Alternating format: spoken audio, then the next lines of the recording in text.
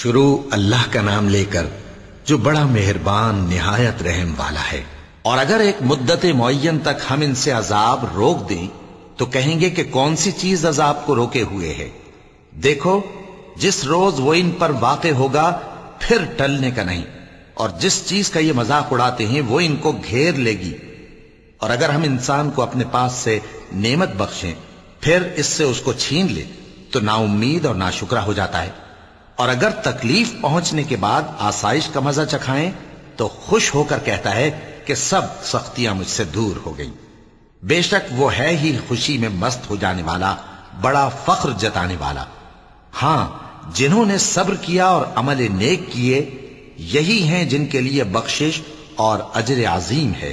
تو شاید تم کچھ چیز وہی میں سے جو تمہارے پاس آتی ہے چھوڑ دو، اور اس خیال سے تمہارا دل تنگ ہو کہ کافر یہ کہنے لگیں کہ اس پر کوئی خزانہ کیوں نہیں نازل ہوا، یا اس کے ساتھ کوئی فرشتہ کیوں نہیں آیا۔ اے نبی تم تو صرف نصیحت کرنے والے ہو، اور اللہ ہر چیز کا نگہبان ہے۔ کیا یہ لوگ کہتے ہیں کہ اس نے قرآن از خود بنا لیا ہے؟ کہہ دو کہ اگر سچے ہو تو تم بھی ایسی 10 صورتیں بنا لاؤ، اور اللہ کے سوا جس جس کو بلا سکتے ہو بلا بھی لو۔ پس اگر وہ تمہاری بات قبول نہ کریں تو جان لو کہ یہ قرآن اللہ کے علم سے اترا ہے، اور یہ کہ اس کے سوا کوئی معبود نہیں۔ تو کیا تم لوگ اسلام لاتے ہو؟ جو لوگ دنیا کی زندگی اور اس کی زیب و زینت کے طالب ہوں ہم ان کے اعمال کا بدلہ انہیں دنیا ہی میں دے دیتے ہیں، اور اس میں ان کی حق تلفی نہیں کی جاتی۔ یہ وہ لوگ ہیں جن کے لیے آخرت میں آتش جہنم کے سوا اور کچھ نہیں، اور جو عمل انہوں نے دنیا میں کیے سب برباد، اور جو کچھ یہ کرتے رہے سب ضائع ہوا۔ بھلا جو لوگ اپنے پروردگار کی طرف سے دلیل روشن رکھتے ہوں اور ان کے ساتھ ایک آسمانی گواہ بھی اس کی جانب سے ہو، اور اس سے پہلے موسیٰ کی کتاب ہو جو پیشوا اور رحمت ہے، تو کیا وہ قرآن پر ایمان نہیں لائیں گے؟ یہی لوگ تو اس پر ایمان لاتے ہیں، اور جو کوئی اور فرقوں میں سے اس سے منکر ہو تو اس کا ٹھکانہ آگ ہے۔ تو تم اس قرآن سے شک میں نہ ہونا، یہ تمہارے پروردگار کی طرف سے حق ہے، لیکن اکثر لوگ ایمان نہیں لاتے۔ اور اس سے بڑھ کر ظالم کون ہوگا جو اللہ پر جھوٹ باندھے؟ ایسے لوگ اپنے رب کے سامنے پیش کیے جائیں گے اور گواہ کہیں گے کہ یہی لوگ ہیں جنہوں نے اپنے پروردگار پر جھوٹ بولا تھا۔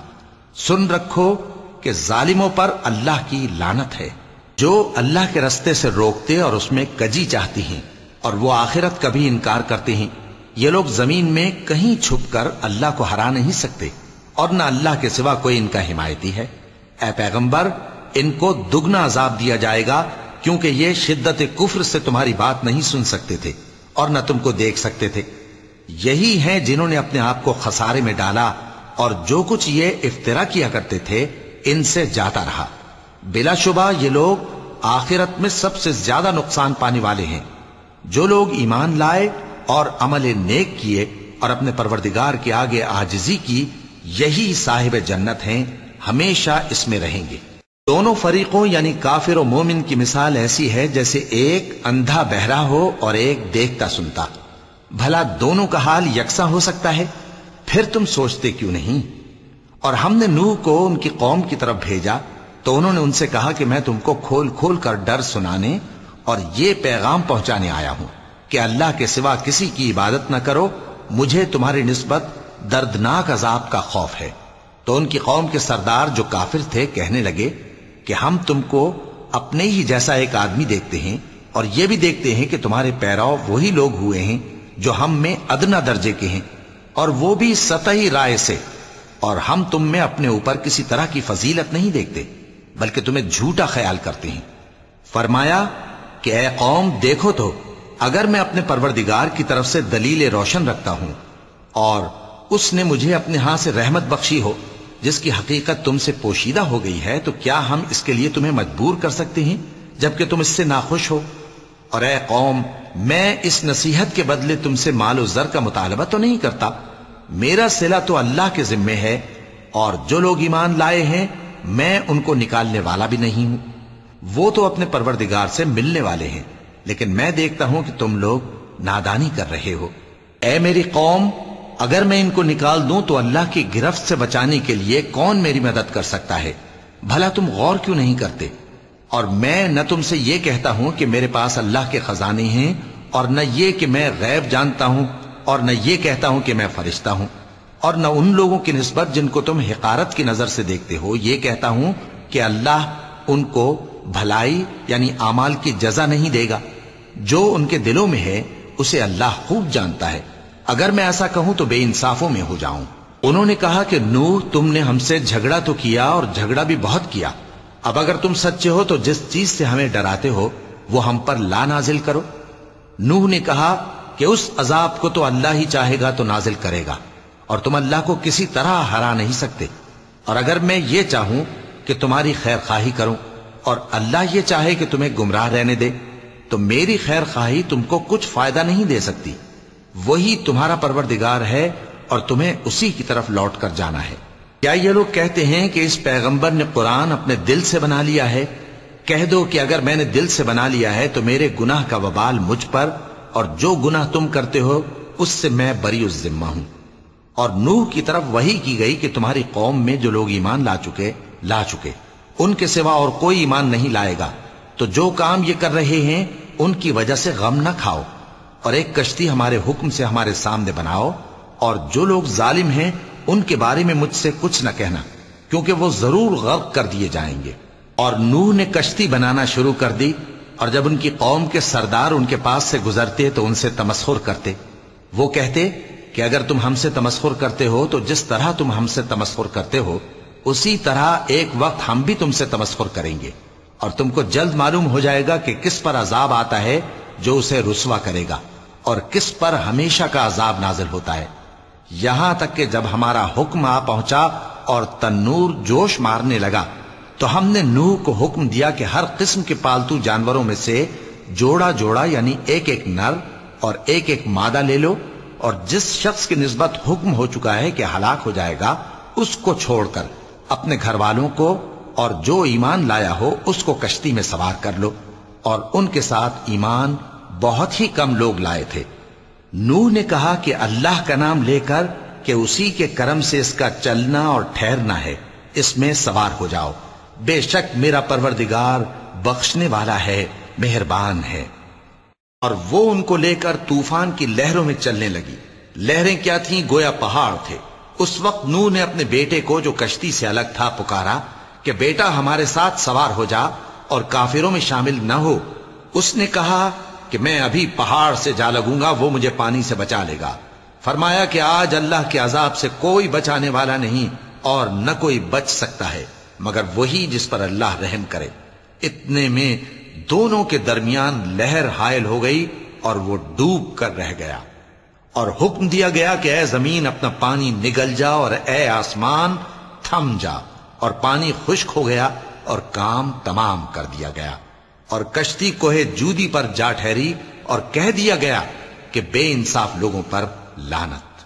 اور نوح نے اپنے پروردگار کو پکارا اور کہا کہ پروردگار، میرا بیٹا بھی میرے گھر والوں میں ہے، تو اس کو بھی نجات دے، تیرا وعدہ سچا ہے اور تو بہترین حاکم ہے۔ اللہ نے فرمایا کہ اے نوح، وہ تیرے گھر والوں میں نہیں ہے، وہ تو سراسر بدعمل ہے، تو جس چیز کی تم کو حقیقت معلوم نہیں اس کے بارے میں مجھ سے درخواست ہی نہ کرو، اور میں تم کو نصیحت کرتا ہوں کہ نادان نہ بنو۔ نوح نے کہا پروردگار، میں تجھ سے پناہ مانگتا ہوں کہ ایسی چیز کی تجھ سے درخواست کروں جس کی حقیقت مجھے معلوم نہیں، اور اگر تو مجھے نہیں بخشے گا اور مجھ پر رحم نہیں فرمائے گا تو میں تباہ ہو جاؤں گا۔ حکم ہوا کہ نوح ہماری طرف سے سلامتی اور برکتوں کے ساتھ جو تم پر اور تمہارے ساتھ کی جماعتوں پر نازل کی گئی ہیں اتر آؤ، اور کچھ اور جماعتیں ہوں گی جن کو ہم دنیا کے فوائد سے بہرہ مند کریں گے، پھر ان کو ہماری طرف سے عذاب علیم پہنچے گا۔ یہ حالات غیب کی خبروں میں سے ہیں جو ہم تمہاری طرف بھیجتے ہیں، اور اس سے پہلے نہ تم ہی ان کو جانتے تھے اور نہ تمہاری قوم ہی ان سے واقف تھی، تو صبر کرو کہ انجام پرہیزگاروں ہی کا بھلا ہے۔ اور ہم نے قوم عاد کی طرف ان کے بھائی ہود کو بھیجا۔ انہوں نے کہا اے میری قوم، اللہ ہی کی عبادت کرو، اس کے سوا تمہارا کوئی معبود نہیں، تم شرک کر کے اللہ پر محض بہتان باندھتے ہو۔ میری قوم، میں اس واعظ و نصیحت کا تم سے کچھ صلہ نہیں مانگتا، میرا صلہ تو اس کے ذمے ہے جس نے مجھے پیدا کیا، بھلا تم سمجھتے کیوں نہیں؟ اور اے قوم اپنے پروردگار سے بخشش مانگو، پھر اس کے آگے توبہ کرو، وہ تم پر آسمان سے موسلا دھار بارش برسائے گا اور تمہاری طاقت پر طاقت بڑھائے گا، اور دیکھو گناہگار بن کر روگردانی نہ کرو۔ وہ بولے ہود تم ہمارے پاس کوئی دلیل ظاہر نہیں لائے، اور ہم صرف تمہارے کہنے سے نہ اپنے معبودوں کو چھوڑنے والے ہیں اور نہ تم پر ایمان لانے والے ہیں۔ ہم تو یہ سمجھتے ہیں کہ ہمارے کسی معبود نے تمہیں تکلیف پہنچا کر دیوانہ کر دیا ہے۔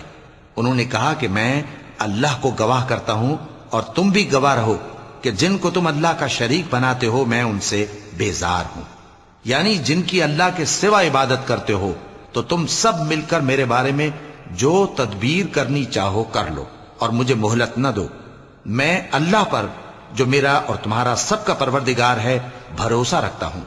زمین پر جو چلنے پھرنے والا ہے وہ اللہ کے قبضہ قدرت میں ہے، بے شک میرا پروردگار سیدھے رستے پر ہے۔ اب اگر تم روگردانی کرو گے تو جو پیغام میرے ذریعے تمہاری طرف بھیجا گیا ہے وہ میں نے تمہیں پہنچا دیا ہے، اور میرا پروردگار تمہاری جگہ اور لوگوں کو لا بسائے گا، اور تم اللہ کا کچھ بھی نہیں بگاڑ سکو گے۔ میرا پروردگار تو ہر چیز پر نگہبان ہے۔ اور جب ہمارا حکم عذاب آ پہنچا تو ہم نے ہود کو اور جو لوگ ان کے ساتھ ایمان لائے تھے ان کو اپنی مہربانی سے بچا لیا اور انہیں عذاب شدید سے نجات دی۔ یہ وہی قوم عاد ہے جس نے اللہ کی نشانیوں سے انکار کیا اور اس کے پیغمبروں کی نافرمانی کی اور ہر سرکش و متکبر کا کہا مانا، اور اس دنیا میں بھی لعنت ان کے پیچھے لگی رہی اور قیامت کے دن بھی لگی رہے گی۔ دیکھو قوم عاد نے اپنے پروردگار سے کفر کیا، اور سن رکھو قوم عاد پر پھٹکار ہے جو ہود کی قوم تھی۔ اور قوم سمود کی طرف ان کے بھائی صالح کو بھیجا تو انہوں نے کہا اے قوم اللہ ہی کی عبادت کرو، اس کے سوا تمہارا کوئی معبود نہیں۔ اسی نے تم کو زمین سے پیدا کیا اور اس میں آباد کیا، تو اس سے مغفرت مانگو اور اس کے آگے توبہ کرو، بے شک میرا پروردگار نزدیک بھی ہے اور دعا کا قبول کرنے والا بھی ہے۔ انہوں نے کہا کہ صالح اس سے پہلے ہم تم سے کئی طرح کی امیدیں رکھتے تھے، اب وہ منقطع ہو گئی۔ کیا تم ہم کو ان چیزوں سے منع کرتے ہو جن کو ہمارے بزرگ پوجتے آئے ہیں؟ اور جس بات کی طرف تم ہمیں بلاتے ہو اس کی طرف سے ہم بڑے بھاری شک میں ہیں۔ صالح نے کہا اے میری قوم بھلا دیکھو تو، اگر میں اپنے پروردگار کی طرف سے کھلی دلیل پر ہوں اور اس نے مجھے اپنے ہاتھ سے نبوت کی نعمت بخشی ہو، تو اگر میں اللہ کی نافرمانی کروں تو اس کے سامنے میری کون مدد کرے گا؟ تم تو کفر کی باتوں سے میرا نقصان ہی کرتے ہو۔ اور یہ بھی کہا کہ اے قوم یہ اللہ کی اونٹنی تمہارے لیے ایک نشانی یعنی معجزہ ہے، تو اس کو چھوڑ دو کہ اللہ کی زمین میں جہاں چاہے چرتی پھرے، اور اس کو کسی طرح کی تکلیف نہ دینا ورنہ تمہیں جلد عذاب آ پکڑے گا۔ مگر انہوں نے اس کو کاٹ ڈالا تو صالح نے کہا کہ اپنے گھروں میں 3 دن اور فائدے اٹھا لو، یہ وعدہ ہے کہ جھوٹا نہ ہوگا۔ پس جب ہمارا حکم آ گیا تو ہم نے صالح کو اور جو لوگ ان کے ساتھ ایمان لائے تھے ان کو اپنی مہربانی سے بچا لیا اور اس دن کی رسوائی سے محفوظ رکھا، بے شک تمہارا پروردگار طاقتور ہے، زبردست ہے۔ اور جن لوگوں نے ظلم کیا تھا ان کو چنگھاڑ کی صورت میں عذاب نے آ پکڑا تو وہ اپنے گھروں میں اوندھے پڑے رہ گئے، گویا کبھی ان میں بسے ہی نہ تھے۔ سن رکھو کہ قوم سمود نے اپنے پروردگار سے کفر کیا، اور سن رکھو قوم سمود پر پھٹکار ہے۔ اور ہمارے فرشتے ابراہیم کے پاس بشارت لے کر آئے تو سلام کہا، انہوں نے بھی جواب میں سلام کہا۔ ابھی کچھ وقفہ نہیں ہوا تھا کہ ابراہیم ایک بھنا ہوا بچڑا لے آئے۔ پھر جب دیکھا کہ ان کے ہاتھ کھانے کی طرف نہیں بڑھتے یعنی وہ کھانا نہیں کھاتے تو ان کو اجنبی سمجھ کر دل میں خوف کیا۔ فرشتوں نے کہا کہ خوف نہ کیجیے، ہم قوم لوط کی طرف ان کے ہلاک کرنے کو بھیجے گئے ہیں۔ اور ابراہیم کی بیوی جو پاس کھڑی تھی ہنس پڑی، تو ہم نے اس کو اسحاق کی اور اسحاق کے بعد یعقوب کی خوشخبری دی۔ اس نے کہا اے میرے بچہ ہوگا، میں تو بڑھیا ہوں اور یہ میرے میاں بھی بوڑھے ہیں، یہ تو بڑی عجیب بات ہے۔ انہوں نے کہا کیا تم اللہ کی قدرت سے تعجب کرتی ہو؟ اے اہل بیت تم پر اللہ کی رحمت اور اس کی برکتیں ہیں، وہ لائق تعریف ہے، بڑا ہے۔ پھر جب ابراہیم سے خوف جاتا رہا اور ان کو خوشخبری بھی مل گئی تو قوم لوط کے بارے میں لگے ہم سے بحث کرنے۔ بے شک ابراہیم بڑے تحمل والے، نرم دل اور رجوع کرنے والے تھے۔ اے ابراہیم اس بات کو جانے دو، تمہارے پروردگار کا حکم آ پہنچا ہے اور ان لوگوں پر عذاب آنے والا ہے جو کبھی نہیں ٹلنے کا۔ اور جب ہمارے فرشتے لوط کے پاس آئے تو وہ ان کے آنے سے غمناک اور تنگ دل ہوئے اور کہنے لگے کہ آج کا دن بڑی مشکل کا دن ہے۔ اور لوط کی قوم کے لوگ ان کے پاس بے تحاشا دوڑتے ہوئے آئے، اور یہ لوگ پہلے ہی سے انتہائی بیہودہ حرکتیں کیا کرتے تھے۔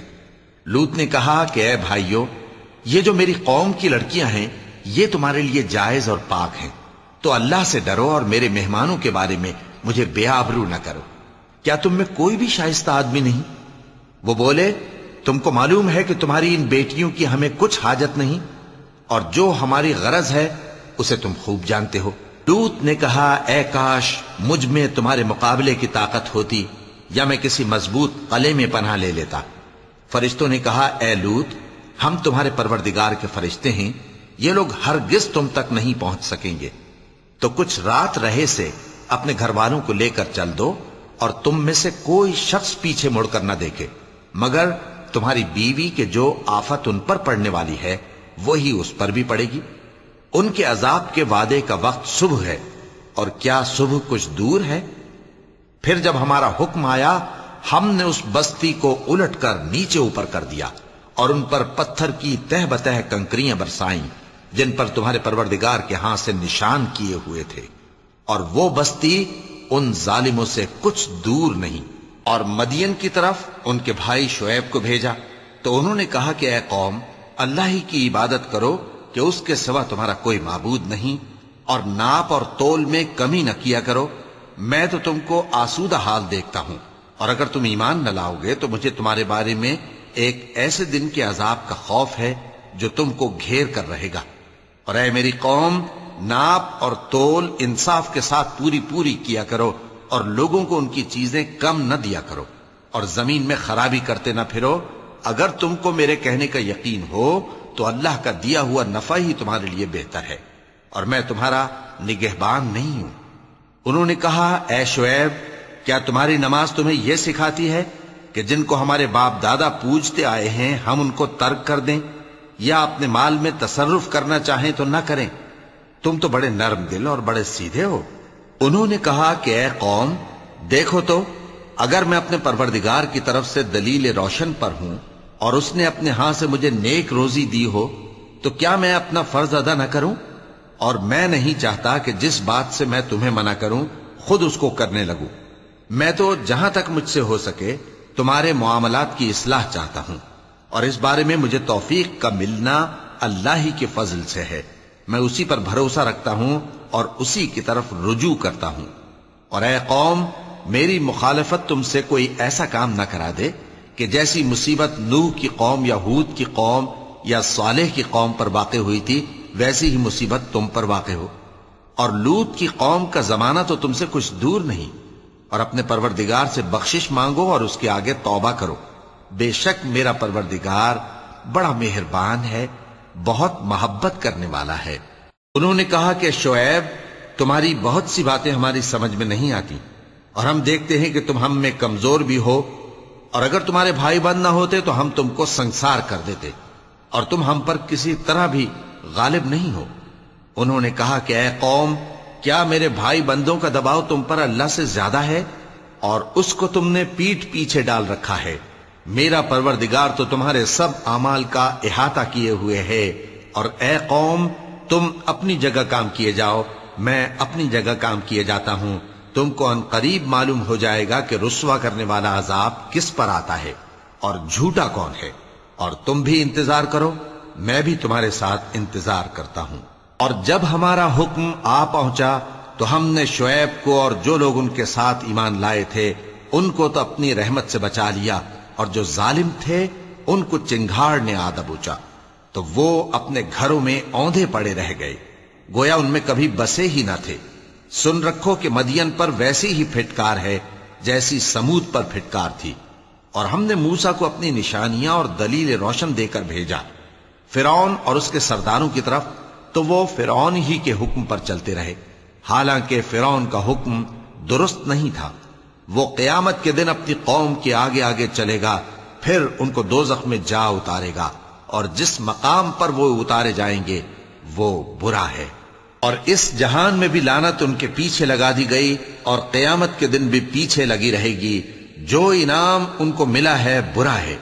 یہ پرانی بستیوں کے تھوڑے سے حالات ہیں جو ہم تم سے بیان کرتے ہیں، ان میں سے بعض تو باقی ہیں اور بعض تہس نہس ہو گئیں۔ اور ہم نے ان لوگوں پر ظلم نہیں کیا بلکہ انہوں نے خود اپنے اوپر ظلم کیا۔ غرض جب تمہارے پروردگار کا حکم آ پہنچا تو جن معبودوں کو وہ اللہ کے سوا پکارا کرتے تھے وہ ان کے کچھ بھی کام نہ آئے، اور بربادی کے سوا انہیں اور کچھ نہ دے سکے۔ اور تمہارا پروردگار جب نافرمان بستیوں کو پکڑا کرتا ہے تو اس کی پکڑ اسی طرح کی ہوتی ہے، بے شک اس کی پکڑ دکھ دینے والی سخت ہے۔ ان قصوں میں اس شخص کے لیے جو عذاب آخرت سے ڈرے عبرت ہے۔ یہ وہ دن ہوگا جس میں سب اکٹھے کیے جائیں گے، اور یہی وہ دن ہوگا جس میں سب اللہ کے روبرو حاضر کیے جائیں گے، اور ہم اس کے لانے میں ایک وقت معین تک تاخیر کر رہے ہیں۔ جس روز وہ آ جائے گا تو کوئی شخص اللہ کے حکم کے بغیر بول بھی نہیں سکے گا۔ پھر ان میں سے کچھ بدبخت ہوں گے اور کچھ نیک بخت۔ تو جو بدبخت ہوں گے وہ دوزخ میں ڈال دیے جائیں گے، اس میں ان کو چلانا اور دھاڑنا ہوگا۔ جب تک آسمان و زمین ہیں وہ اسی میں رہیں گے مگر جتنا تمہارا پروردگار چاہے۔ بے شک تمہارا پروردگار جو چاہتا ہے کر دیتا ہے۔ اور جو نیک بخت ہوں گے وہ بہشت میں داخل کیے جائیں گے، اور جب تک آسمان اور زمین ہیں ہمیشہ اسی میں رہیں گے مگر جتنا تمہارا پروردگار چاہے۔ یہ اللہ کی بخشش ہے جو کبھی منقطع نہیں ہوگی۔ تو یہ لوگ جو غیر اللہ کی پرستش کرتے ہیں اس سے تم شک میں نہ پڑنا۔ یہ اسی طرح پرستش کرتے ہیں جس طرح پہلے سے ان کے باپ دادا پرستش کرتے آئے ہیں، اور ہم ان کو ان کا حصہ پورا پورا بغیر کچھ کم کیے دینے والے ہیں۔ اور ہم نے موسیٰ کو کتاب دی تو اس میں اختلاف کیا گیا، اور اگر تمہارے پروردگار کی طرف سے ایک بات پہلے نہ ہو چکی ہوتی تو ان میں فیصلہ کر دیا جاتا، اور وہ تو اس کی طرف سے بڑے بھاری شک میں پڑے ہوئے ہیں۔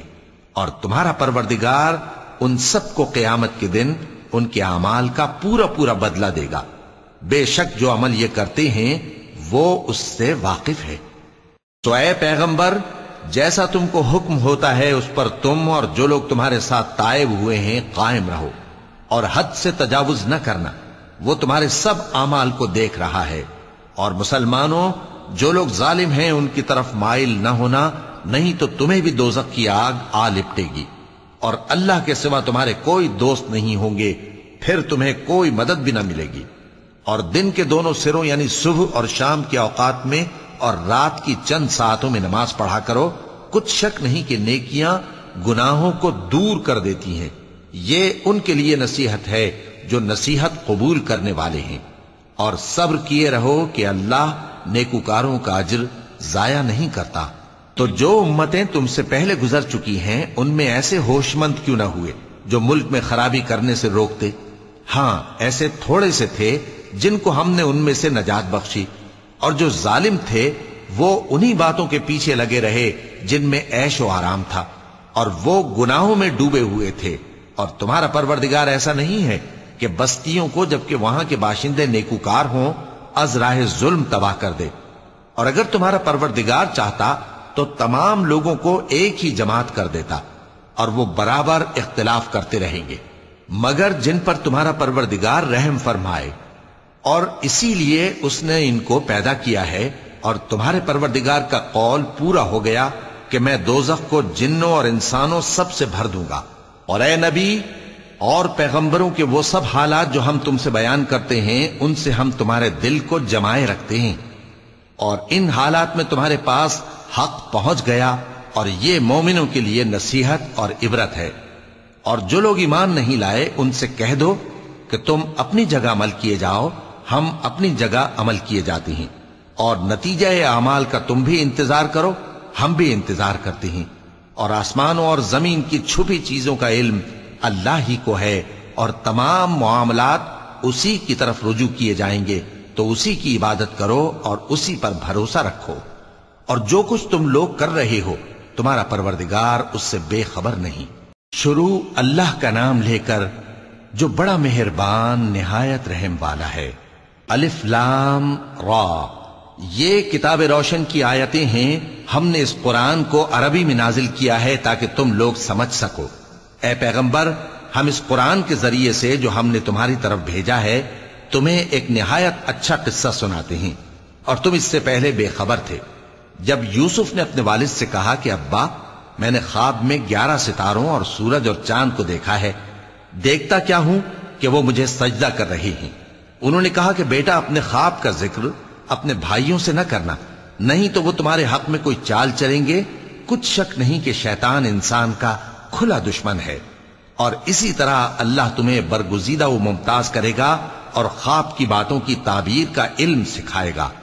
اور جس طرح اس نے اپنی نعمت پہلے تمہارے دادا پر دادا ابراہیم اور اسحاق پر پوری کی تھی، اسی طرح تم پر اور اولاد یعقوب پر پوری کرے گا.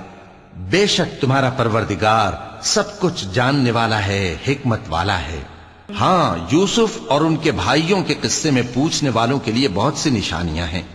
جب انہوں نے آپس میں تذکرہ کیا کہ یوسف اور اس کا بھائی ابا کو ہم سے زیادہ پیارے ہیں، حالانکہ ہم جماعت کی جماعت ہیں، کچھ شک نہیں کہ ابا کھلی غلطی پر ہیں. یوسف کو یا تو جان سے مار ڈالو یا کسی ملک میں پھینک آؤ، پھر ابا کی توجہ صرف تمہاری طرف ہو جائے گی، اور اس کے بعد تم نیک لوگوں میں ہو جاؤ گے. ان میں سے ایک کہنے والے نے کہا کہ یوسف کو جان سے نہ مارو، کسی اندھے کنویں میں ڈال دو کہ کوئی راہگیر اسے نکال کر کسی دوسرے ملک میں لے جائے گا. اگر تم کو کرنا ہی ہے تو یوں کرو. یہ مشورہ کر کے وہ اپنے والد سے کہنے لگے کہ ابا جان، کیا سبب ہے کہ آپ یوسف کے بارے میں ہمارا اعتبار نہیں کرتے، حالانکہ ہم اس کے خیر خواہ ہیں. کل اسے ہمارے ساتھ بھیج دیجئے کہ خوب میوے کھائے اور کھیلے کودے، ہم اس کے نگہبان ہیں. انہوں نے کہا کہ یہ امر مجھے غمناک کیے دیتا ہے کہ تم اسے لے جاؤ، یعنی وہ مجھ سے جدا ہو جائے، اور مجھے یہ بھی خوف ہے کہ تم کھیل میں اس سے غافل ہو جاؤ اور اسے بھیڑیا کھا جائے. وہ کہنے لگے کہ اگر ہماری موجودگی میں کہ ہم ایک طاقتور جماعت ہیں اسے بھیڑیا کھا گیا تو ہم بڑے نقصان میں پڑ گئے. غرض جب وہ اس کو لے گئے اور اس بات پر اتفاق کر لیا کہ اس کو اندھے کنویں میں ڈال دیں، اور ہم نے یوسف کی طرف وحی بھیجی کہ ایک وقت ایسا آئے گا کہ تم انہیں ان کے اس سلوک سے آگاہ کرو گے، اور ان کو اس وحی کی کچھ خبر نہ ہوگی. اور یہ حرکت کر کے وہ رات کے وقت باپ کے پاس روتے ہوئے آئے. کہنے لگے کہ ابا جان، ہم تو دوڑنے اور ایک دوسرے سے آگے نکلنے میں مصروف ہو گئے اور یوسف کو اپنے اسباب کے پاس چھوڑ گئے تو اسے بھیڑیا کھا گیا، اور آپ ہماری بات کو گو ہم سچ ہی کہتے ہیں باور نہیں کریں گے. اور ان کے کرتے پر جھوٹ موٹ کا لہو بھی لگا لائے. یعقوب نے کہا کہ یوں نہیں ہے، بلکہ تم اپنے دل سے یہ بات بنا لائے ہو. اچھا، صبر کہ وہی خوب ہے، اور جو تم بیان کرتے ہو اس کے بارے میں اللہ ہی سے مدد چاہیے. اور اب اللہ کی شان دیکھو کہ اس کنویں کے قریب ایک قافلہ آوارد ہوا اور انہوں نے پانی کے لیے اپنا سقا بھیجا تو اس نے کنویں میں ڈول لٹکایا. یوسف اس سے لٹک گئے. وہ بولا، زہے قسمت، یہ تو ایک لڑکا ہے، اور اس کو قیمتی سرمایہ سمجھ کر چھپا لیا. اور جو کچھ وہ کرتے تھے اللہ کو خوب معلوم تھا، اور انہوں نے اس کو تھوڑی سی قیمت یعنی معدود چند درہموں پر بیچ ڈالا، اور وہ اس سے بیزار ہو رہے تھے. اور مصر میں جس شخص نے اس کو خریدا اس نے اپنی بیوی سے جس کا نام زلیخا تھا کہا کہ اس کو عزت و اکرام سے رکھو، عجب نہیں کہ یہ ہمیں فائدہ دے یا ہم اسے بیٹا بنا لیں. اس طرح ہم نے یوسف کو سرزمین مصر میں جگہ دی، اور غرض یہ تھی کہ ہم ان کو خواب کی باتوں کی تعبیر سکھائیں. اور اللہ اپنے کام پر غالب ہے، لیکن اکثر لوگ نہیں جانتے. اور جب وہ اپنی جوانی کو پہنچے تو ہم نے ان کو دانائی اور علم عطا کیا، اور نیکوکاروں کو ہم اسی طرح بدلہ دیا کرتے ہیں. اور جس عورت کے گھر میں وہ رہتے تھے اس نے ان کو اپنی طرف مائل کرنا چاہا، اور دروازے بند کر کے کہنے لگی، یوسف جلدی آؤ. انہوں نے کہا کہ اللہ پناہ میں رکھے، وہ یعنی تمہارے میاں تو میرے آقا ہیں، انہوں نے مجھے اچھی طرح سے رکھا ہے، میں ایسا ظلم نہیں کر سکتا، بے شک ظالم لوگ فلاح نہیں پائیں گے. اور اس عورت نے ان کا قصد کیا اور انہوں نے اس کا قصد کیا. اگر وہ اپنے پروردگار کی نشانی نہ دیکھتے تو جو ہوتا سو ہوتا. یوں اس لیے کیا گیا کہ ہم ان سے برائی اور بے حیائی کو روک دیں. بے شک وہ ہمارے چنے ہوئے بندوں میں سے تھے. اور دونوں دروازے کی طرف بھاگے، آگے یوسف پیچھے زلیخا. اور عورت نے ان کا کرتا پیچھے سے پکڑ کر جو کھینچا تو پھاڑ ڈالا، اور دونوں کو دروازے کے پاس عورت کا خاوند مل گیا۔ تو عورت بولی کہ جو شخص تمہاری بیوی کے ساتھ برا ارادہ کرے اس کی اس کے سوا کیا سزا ہے کہ یا تو قید کیا جائے یا اسے دکھ کا عذاب دیا جائے۔ یوسف نے کہا اسی نے مجھ کو اپنی طرف مائل کرنا چاہا تھا، اور اس کے خاندان میں سے ایک گواہ نے گواہی دی کہ اگر اس کا کرتا آگے سے پھٹا ہو تو یہ سچی اور یوسف جھوٹا ہے، اور اگر کرتا پیچھے سے پھٹا ہو تو یہ جھوٹی اور وہ سچا ہے۔ سو جب اس کا کرتا دیکھا تو پیچھے سے پھٹا تھا، تب اس نے زلیخا سے کہا کہ یہ تمہارا ہی فریب ہے، اور کچھ شک نہیں کہ تم عورتوں کے فریب بڑے بھاری ہوتے ہیں۔ یوسف اس بات کا خیال نہ کر، اور زلیخا تو اپنے گناہ کی بخشش مانگ، بے شک خطا تیری ہی ہے۔ اور شہر میں عورتیں گفتگویں کرنے لگیں کہ عزیز کی بیوی اپنے غلام کو اپنی طرف مائل کرنا چاہتی ہے، اور اس کی محبت اس کے دل میں گھر کر گئی ہے، ہم دیکھتی ہیں کہ وہ کھلی گمراہی میں ہے۔ پھر جب زلیخا نے ان عورتوں کی گفتگو جو حقیقت میں دیدار یوسف کے لیے ایک چال تھی سنی، تو ان کے پاس دعوت کا پیغام بھیجا اور ان کے لیے ایک محفل مرتب کی، اور پھل تراشنے کے لیے ہر ایک کو ایک ایک چھری دی، اور یوسف سے کہا کہ ان کے سامنے آؤ۔ جب عورتوں نے ان کو دیکھا تو ان کا روب حسن ان پر ایسا چھا گیا کہ پھل تراشتے تراشتے اپنے ہاتھ کاٹ لیے، اور بے ساختہ بول اٹھیں کہ اللہ پاک ہے، یہ آدمی نہیں، یہ تو کوئی بزرگ فرشتہ ہے۔ زلیخا نے کہا تو یہ وہی ہے جس کے بارے میں تم مجھے تانے دیتی تھیں، اور بے شک میں نے اس کو اپنی طرف مائل کرنا چاہا مگر یہ بچا رہا، اور اگر یہ وہ کام نہ کرے گا جو میں اسے کہتی ہوں تو قید کر دیا جائے گا اور ذلیل ہوگا۔ یوسف نے دعا کی کہ پروردگار جس کام کی طرف یہ مجھے بلاتی ہیں اس کی نسبت مجھے قید پسند ہے، اور اگر تو مجھ سے ان کے فریب کو نہ ہٹائے گا تو میں ان کی طرف مائل ہو جاؤں گا اور نادانوں میں سے ہو جاؤں گا۔ پس ان کے رب نے ان کی دعا قبول کر لی اور ان سے عورتوں کا داؤں ٹال دیا، بے شک وہی تو سننے والا ہے، جاننے والا ہے۔ پھر باوجود اس کے کہ وہ لوگ ان کی بے گناہی کے نشان دیکھ چکے تھے، ان کی رائے یہی ٹھہری کہ کچھ عرصے کے لیے ان کو قید ہی کر دیں، اور ان کے ساتھ دو اور جوان بھی داخل زندہ ہوئے۔ ایک نے ان میں سے کہا کہ میں نے خواب دیکھا ہے، دیکھتا کیا ہوں کہ شراب کے لیے انگور نچوڑ رہا ہوں۔ دوسرے نے کہا کہ میں نے بھی خواب دیکھا ہے، میں یہ دیکھتا ہوں کہ اپنے سر پر روٹیاں اٹھائے ہوئے ہوں اور پرندے ان میں سے کھا رہے ہیں، تو ہمیں ان کی تعبیر بتا دیجئے کہ ہم تمہیں نیکوکار دیکھتے ہیں۔ یوسف نے کہا کہ جو کھانا تم کو ملنے والا ہے وہ آنے نہیں پائے گا کہ میں اس سے پہلے تم کو اس کی تعبیر بتا دوں گا۔ یہ ان باتوں میں سے ہے جو میرے پروردگار نے مجھے سکھائی ہیں۔ جو لوگ اللہ پر ایمان نہیں لاتے اور آخرت کا انکار کرتے ہیں، میں نے ان کا مذہب چھوڑ دیا ہے، اور میں اپنے باپ دادا ابراہیم اور اسحاق اور یعقوب کے مذہب پر چلتا ہوں۔ ہمیں شایع نہیں ہے کہ کسی چیز کو اللہ کے ساتھ شریک بنائیں، یہ اللہ کا فضل ہے ہم پر بھی اور لوگوں پر بھی، لیکن اکثر لوگ شکر نہیں کرتے۔ اے میرے قید خانے کے رفیقو، بھلا کئی جدا جدا آقا اچھے یا اللہ جو اکیلا ہے سب پر غالب ہے؟ جن چیزوں کی تم اللہ کے سوا پرستش کرتے ہو وہ صرف نام ہی نام ہیں جو تم نے اور تمہارے باپ دادا نے رکھ لیے ہیں، اللہ نے ان کی کوئی سند نازل نہیں کی۔ سن رکھو کہ اللہ کے سوا کسی کی حکومت نہیں ہے، اس نے ارشاد فرمایا ہے کہ اس کے سوا کسی کی عبادت نہ کرو، یہی سیدھا دین ہے، لیکن اکثر لوگ نہیں جانتے۔ اے میرے قید خانے کے رفیقو، تم میں سے ایک جو پہلا خواب بیان کرنے والا ہے وہ تو اپنے آقا کو شراب پلایا کرے گا، اور جو دوسرا ہے وہ سولی دیا جائے گا، اور پرندے اس کا سر نوچ کھائیں گے۔ جو بات تم مجھ سے پوچھتے تھے وہ فیصل ہو چکی ہے۔ اور ان دونوں میں سے جس کی نسبت یوسف نے خیال کیا کہ وہ رہائی پا جائے گا، اس سے کہا کہ اپنے آقا سے میرا ذکر بھی کر دینا۔ پھر شیطان نے اسے ان کا اپنے آقا سے ذکر کرنا بھلا دیا، اور یوسف کئی برس قید خانے ہی میں رہے۔ اور بادشاہ نے کہا کہ میں نے خواب دیکھا ہے، دیکھتا کیا ہوں کہ 7 موٹی گائیں ہیں جن کو 7 دبلی گائیں کھا رہی ہیں، اور 7 خوشے سبز ہیں اور 7 خشک۔ اے درباریو، اگر تم خوابوں کی تعبیر دے سکتے ہو تو مجھے میرے خواب کی تعبیر بتاؤ۔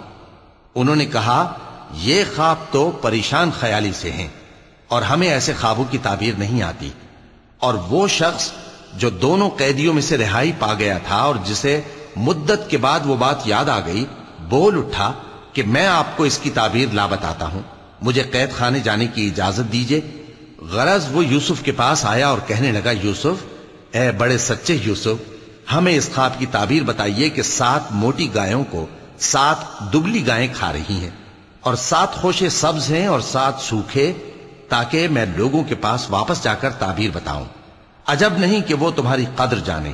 انہوں نے کہا کہ تم لوگ 7 سال متواتر کھیتی کرتے رہو گے، تو جو غلہ کاٹو تو تھوڑے سے غلے کے سوا جو کھانے میں آئے باقی کو خوشوں میں ہی رہنے دینا۔ پھر اس کے بعد خشک سالی کے 7 سخت سال آئیں گے کہ جو غلہ تم نے جمع کر رکھا ہوگا وہ سب کو کھا جائیں گے، صرف وہی تھوڑا سا رہ جائے گا جو تم احتیاط سے رکھ چھوڑو گے۔ پھر اس کے بعد ایک ایسا سال آئے گا کہ خوب مے برسے گا اور لوگ اس میں رس نچوڑیں گے۔ اور یہ تعبیر سن کر بادشاہ نے حکم دیا کہ یوسف کو میرے پاس لے آؤ۔